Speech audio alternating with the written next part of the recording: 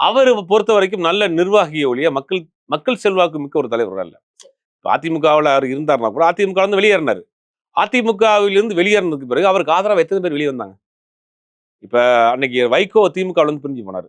வைகோ திமுக இருந்து பிரிஞ்சு போனப்போ ஒரு பெரும் கூட்டம் பிரிஞ்சு போனாங்க. மாவட்ட செயலர் பல பேர் போனாங்க. மூப்பனார் வந்து காங்கிரஸ்ல இருந்து தமிழ் மாநில காங்கிரஸ் ஆரம்பிச்சு ஒட்டுமொத்த கட்சி அந்த பக்கம் போச்சு.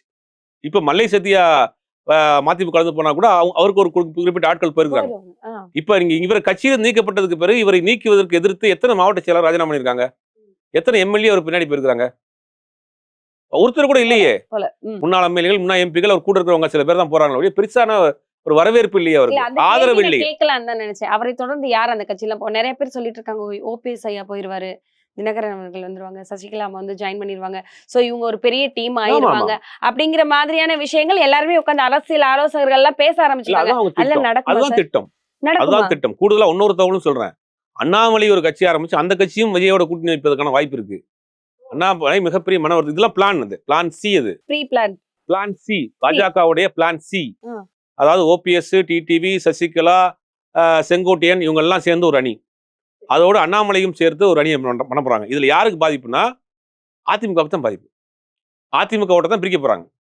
அதிமுக ஓட்டை பிரிச்சா ஏப்பா நீங்க கூட்டணியில் இருக்கிற கட்சிக்கு அதிமுக ஓட்டை பிரிச்சா எப்படி ஆட்சிக்கு வர போறாங்க? அதிமுக பாஜக கூட்டணி தானே இருக்கு, என்னப்பா கணக்கு இது நீ சொல்ற அப்படின்னு கேட்டு அதுக்கு ஒரு பிளான் இருக்கு. என்ன பிளான்னா தமிழ்நாட்டில் மெஜாரிட்டி வந்துடக்கூடாது.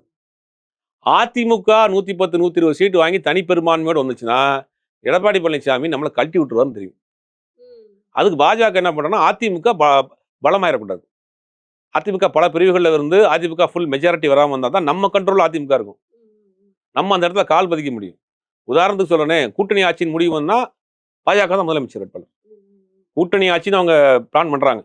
எஸ்ஐஆரை வச்சு, இந்த வட இந்திய வாக்காளரை வச்சு, பெர்சன்டேஜை மாற்றி போட்டு, இவிஎம் மிஷினை வச்சு ஏதோ வேலையை பண்ணி தமிழ்நாட்டில் எவனுக்கும் மெஜாரிட்டி கிடைக்கக்கூடாது, நான் தாண்டா முதலமைச்சர் அப்படின்னு உட்கார்ற மாதிரி அவங்க பிளான் பண்றாங்க. அதுக்கு யாரும் இண்டிவிஜுவலாக வந்துடக்கூடாது. இப்போ அதுக்கு உண்டான பிளானை தான் பண்றாங்க. இப்ப ஓபிஎஸ்க்கு யார் தலைவர்? அந்த மாதிரி வரைக்கும் அந்த மாதிரி தலைவர். இப்ப யார் தலைவர்?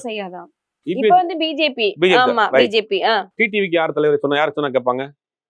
பாஜக சொன்னா கேட்டுக்கிறோம். செங்கோட்டையன் யாரோட ஆலோசனை பற்றி நடக்கிறாரு? பாஜகவோட கான்டாக்ட் இருக்காரு. இவங்க எல்லாத்தையும் கேட்காம போயிருப்பாரு. கண்டிப்பா ஆலோசனை சொல்லி தான் போயிருப்பாங்க. இவங்க நினைச்சா ஒண்ணு சேர்த்திருக்க முடியாது. அதிமுகவை பண்ணிருக்கலாம் சார் தாராளமா. ஒரு single phone call. Edappadi Palaniswami நாளைக்கு எல்லாரும் வர சொல்றேன், நாளைக்கு காலை எல்லாரும் கை குலுக்கி கட்டி பிடிச்சு முத்தம் எடுத்து போட்டோ கொடுங்க அப்படின்னு சொல்றாருன்னா முடிஞ்சு போச்சு. அவங்க நினைச்சா நடத்த முடியும். அவங்க தான் இந்த வேலையை செய்யறாங்க. அதிமுகவை சுக்கு நூறாக உடைத்தால்தான் அந்த இடத்துல உட்கார முடியும்.